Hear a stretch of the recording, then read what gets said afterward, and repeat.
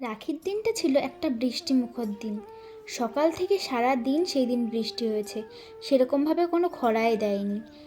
আর সেই দিনকে আমরা কী কী করলাম, কোথায় কোথায় গেলাম আর কাদেরকে কাদেরকে রাখি পরালাম, তো চলো ভিডিওটা একদম প্রথম থেকে শুরু করি। সো হ্যালো এভরিওয়ান, আমি সুপর্ণা আর আমার একটি নতুন দিনের নতুন ব্লগে তোমাদের সবাইকে ওয়েলকাম। সকাল থেকে তো একটানা অনেকটাই বৃষ্টি হয়েছিল। দুপুর 12টার দিকে না বৃষ্টি একটু কমেছিল, তাই আমি আর সঞ্জি এসেছিলাম একটু বাজারে।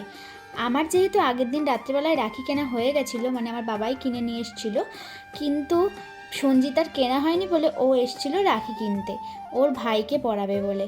আর এই দিকে দেখো, রাখি পছন্দ করতে করতে তো আমাদের প্রায় মাথা খারাপই হয়ে গেছে, কারণ এত রাখির ভ্যারাইটি ছিল যে কোনটা ছেড়ে কোনটা কিনবো কিছুই বুঝতে পারছিলাম না।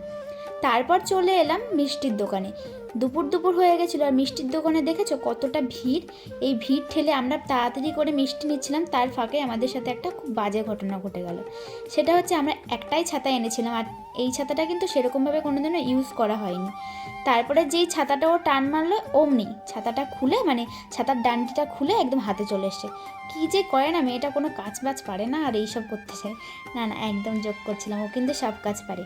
আর এই দিকে দেখো, আমরা তো তাড়াতাড়ি করবো ভাবছিলাম, আর এতটাই বৃষ্টি এসেছিলো যে মিষ্টির দোকানে আমাদের 1 ঘন্টা ওয়েট করতে হয়েছিল।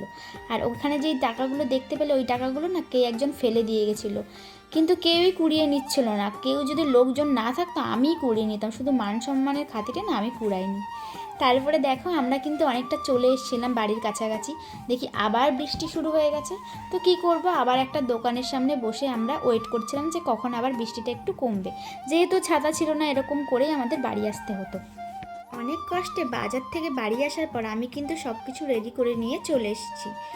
আর আমি এখন ওদেরকে রাখি পরাবো, তার আগে আমি ওদেরকে বলছিলাম সর আগে আসন টাসনগুলো পেতে দিই। আর ওদের তো কোনো ধৈর্যই নাই, মানে কখন বসে বসে ফোন ঘাঁটবে, দাঁড়িয়ে তো 2 মিনিট থাকতেই পারে না, শুয়ে বসে সবসময় ফোন ঘাটার, মানে কোমরে মনে হয় কোনো হাড়ের জোর নাই। আর এইদিকে দেখো, আমি সবার জন্য আসন পেতে দিলাম, ওরা তারপরে বসে পড়লো। আর এইদিকে আমার বোনও চলে এসছে আবার আসন নিয়ে, যে ও দাদাদেরকে রাখি পরাবে তার জন্য। আর আমাদের বাড়িতে জানো, প্রতি পূর্ণিমায় পুজো হয়। আমাদের যেহেতু মন্দির আছে, সেই জন্য বছরে যখন 12টা পূর্ণিমা পড়ে, 12টা পূর্ণিমাতে কিন্তু আমাদের বাড়িতে পুজো হয়। এদিকে দেখো, বড়মা পুজো করতে ব্যস্ত, আর এদিকে কাকি গেছিলো দাদুকে নিয়ে বড় দাদুর বাড়িতে, মানে আমার দাদুর যে দাদা ছিল সেই বাড়িতে।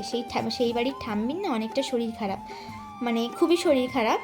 আর এই দিকে দেখো, আমি তাড়াতাড়ি করে ওদেরকে রাখি পরাবো বলে করছিলাম। আর এই দিকে এদের অবস্থাটা দেখো, যে আমি ওদেরকে রাখি পরাবো সেই দিকে কোনো ইন্টারেস্টই নেই, যে যার মতো ফোন ঘাঁটতে ব্যস্ত। এই দুটো তো গেম খেলছে, আর ওই দুটো, মানে ওই একটা হচ্ছে রিলস দেখেই যাচ্ছে।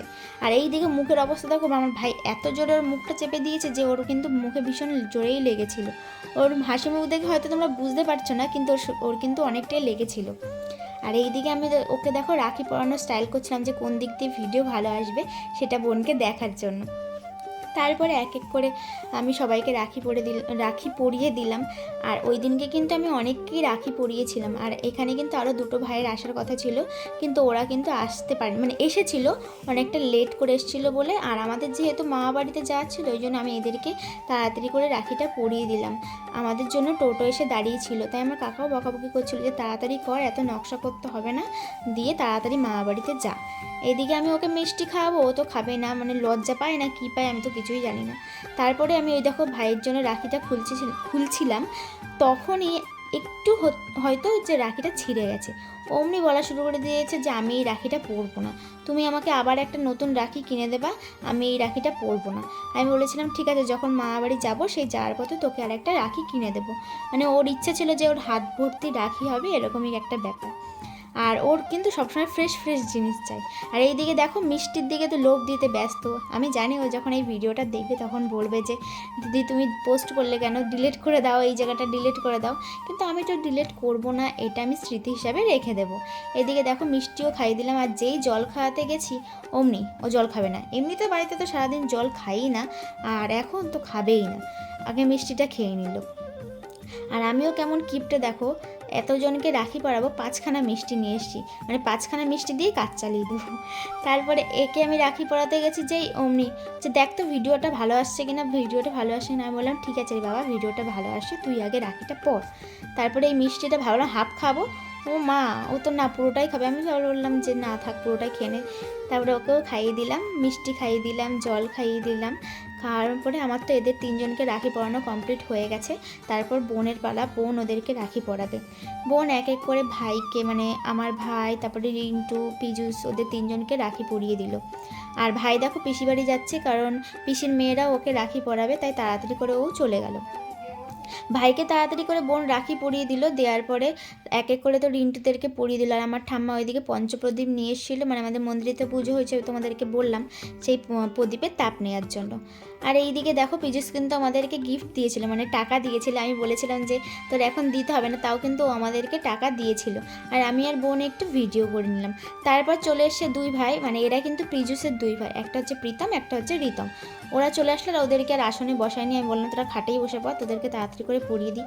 যেহেতু বললাম যে আমাদের মামাবাড়ি যাওয়ার ছিল, তাই আমি কিন্তু ওদের খুব তাড়াতাড়ি করে রাখিটা পরিয়ে দিলাম।